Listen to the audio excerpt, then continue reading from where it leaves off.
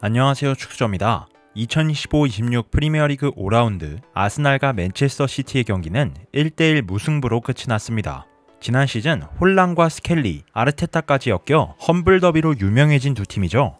경기는 대체로 아스날이 주도했고 후반 중반부터는 펩이 템백을 구사하기 시작하면서 일방적인 흐름이 이어졌는데요. 사실 맨시티가 최근 리빌딩을 가져가면서 요즘 시티를 펩시티 2.0 버전이라고 부르잖아요. 전 오늘 경기를 보고 펩시티 2.0의 번외판인 펩시티 템백 버전이라고 이름을 붙여봤습니다.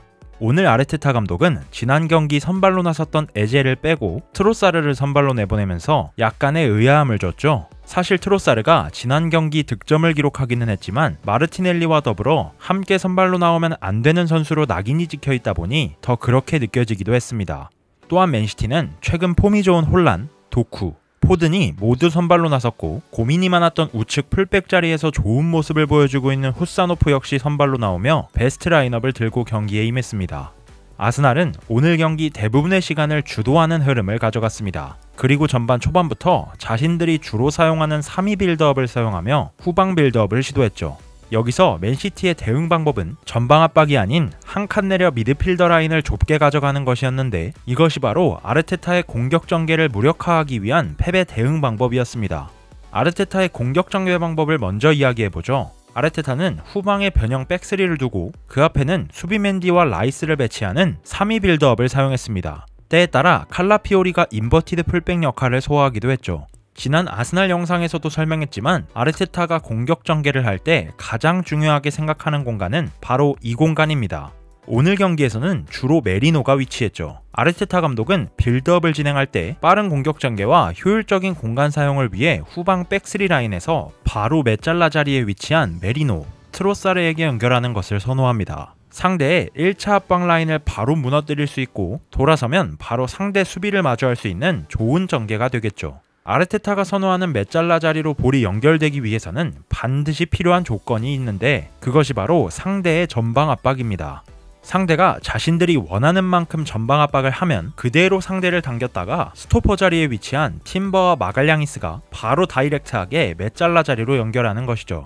실제로 이렇게 전개가 되면 이런 순간이 만들어집니다. 5명의 선수가 가담한 아스날의 후방 빌드업으로 보통 5명의 선수가 가담하는 상대 1차 압박 라인을 무력화시킨 후에 5대5라는 동등한 숫자를 가지고 공격할 수 있는 것이죠.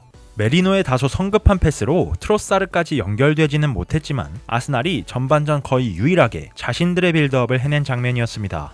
앞서 말했듯 아르테타가 원하는 만큼 시티가 압박을 해주지 않고 오히려 뒤로 물러 로우 블록을 형성하니 전반전 아스날의 공격은 정말 답답했습니다. 라이스, 수비맨디, 메리노로 구성된 미들 조합은 상대의 로우 블록을 무너뜨릴 만한 드리블, 슈팅, 패스에 강점이 있는 크랙형 선수들이 아니죠. 게다가 트로사르와 요케레스 또한 혼자서 상대에게 균열을 가져다 줄 수 있는 선수들이 아닙니다.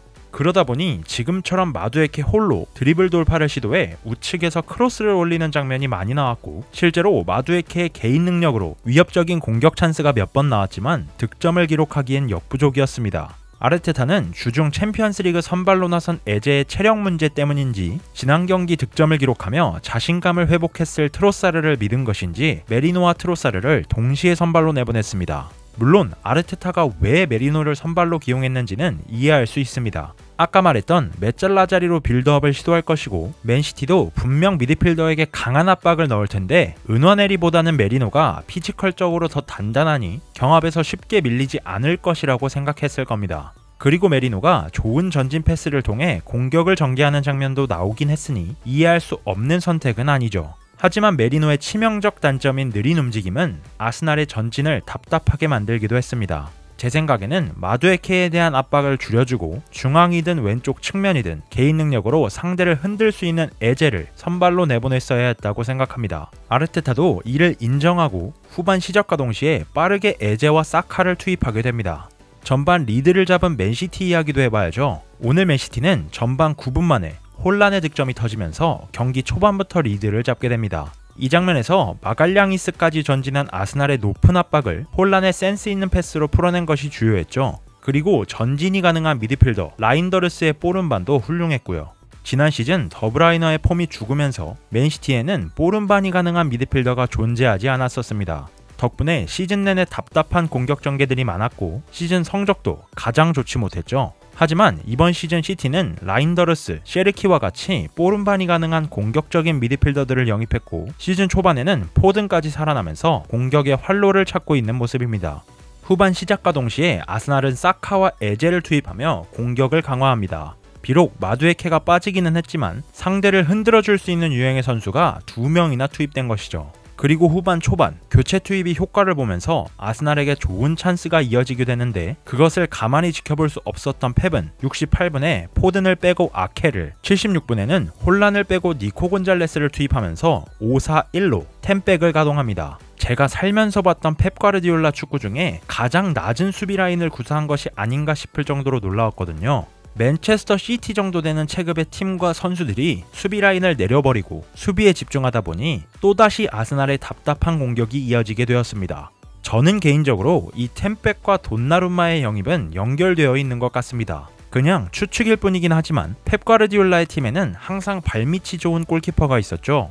황금기의 바르셀로나에는 발데스가 있었고 바이언 시절에는 노이어가, 시티에는 에데르송이 있었습니다. 특히 에데르송은 선방 능력에서의 물음표가 항상 존재했지만 펩 과르디올라 스타일에는 안성 맞춤이었고 대다수의 시간 동안 중용받았던 키퍼였죠. 하지만 이번 여름 이적 시장 맨시티는 에데르송을 팔고 돈나룸마를 영입했고 돈나룸마는 발밑 능력과 전혀 관계없는 선방 능력에 특출난 강점이 있는 골키퍼입니다. 오히려 발밑은 별로죠. 실제로 오늘 경기에서도 킹미스들을 여럿 보여주면서 불안한 발밑을 보여주었습니다. 근데 발밑이 좋지 않으면 어떻습니까? 어차피 다 막는데. 사실 오늘 아스날의 슈팅을 대부분 선방하긴 했지만 막 엄청 놀랄만한 세이브들은 아니었습니다. 그런데 왜 돈나룸마를 칭찬하냐면 코너킥 상황에서 박스 내 장악력이 그냥 다른 레벨입니다.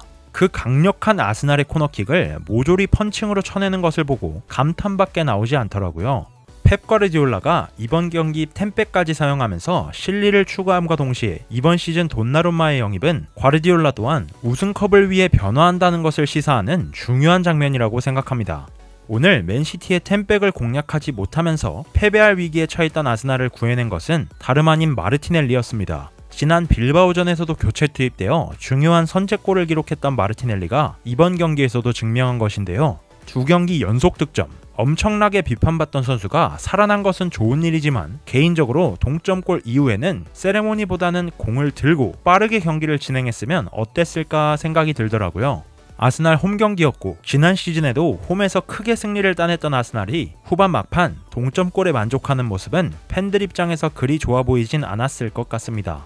물론 개인적인 의견일 뿐입니다. 그냥 제 사견일 뿐이지만 저는 아르테타가 여전히 변화하고 발전하고 있다고 생각합니다. 물론 오늘 경기가 아스날 홈이었고 상대는 이틀 전 챔피언스리그 경기를 치른 아스날보다 이틀을 덜 쉰 상태였던 터라 아쉬운 부분은 존재하지만 그 누구도 펩 과르디올라의 템백은 예상하지 못했겠죠. 아마 아르테타 감독도 예상하지 못했을 것 같습니다. 지난 시즌 아스날을 생각하면 정말 재미없는 축구의 결정체였습니다. 웨데고르의 폼 저하로 인해 중원 창의성은 사라졌고 사카에 대한 의존성이 커지면서 무지성 크로스 축구가 이어졌죠. 게다가 중요한 순간마다 주요 선수들이 부상으로 쓰러지며 미끄러지고 말았습니다. 하지만 이번 시즌은 다릅니다. 메잘라 활용도를 높이기 위해 상대 압박을 끌어당기는 빌드업을 효율적으로 구사하려고 하고 요케레스의 영입과 겹쳐 단순한 크로스 패턴을 사용하지 않고 있습니다. 물론 답답했던 오늘 박스 공략을 위해 크로스를 몇 번 섞긴 했지만요. 아르테타의 아스날은 여전히 부족한 부분이 있고 스쿼드 뎁스가 거의 완성 단계에 가까운 이번 시즌 우승컵을 들지 못한다면 아마 엄청난 압박이 가해지겠죠. 오늘 같은 경기를 보면 정말 딱 2% 정도 아쉬워서 한 끗 차이로 승리를 따내지 못하는 느낌인데 아르테타가 이런 부분을 극복해야만 대권에 도전할 수 있을 것 같습니다. 펩 과르디올라의 맨시티가 지난 시즌 무관에 그쳤던 것은 많이 충격이었죠. 최근 본 적이 없는 맨시티의 무관이니 펩도 많이 충격을 받은 것 같습니다. 게다가 이번 경기 전 리그 4경기 만에 2패를 쌓은 것 역시 충격을 많이 받은 것 같습니다. 펩이 이런 식으로 실리 축구를 장착할 줄은 전혀 예상하지 못했거든요. 정말 충격적이었습니다. 맨시티가 라인을 이렇게 내려 승리에 초점을 맞춘다는 것은 앞으로 펼쳐질 경기에서도 충분히 나올 수 있다는 것이겠죠. 이 정도 퀄리티의 선수들로 템백을 구사한다면 웬만한 팀들은 뚫기가 힘들 테니까요.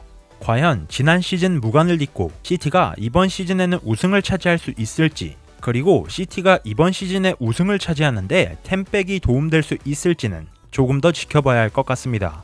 오늘도 영상 시청해주셔서 감사합니다.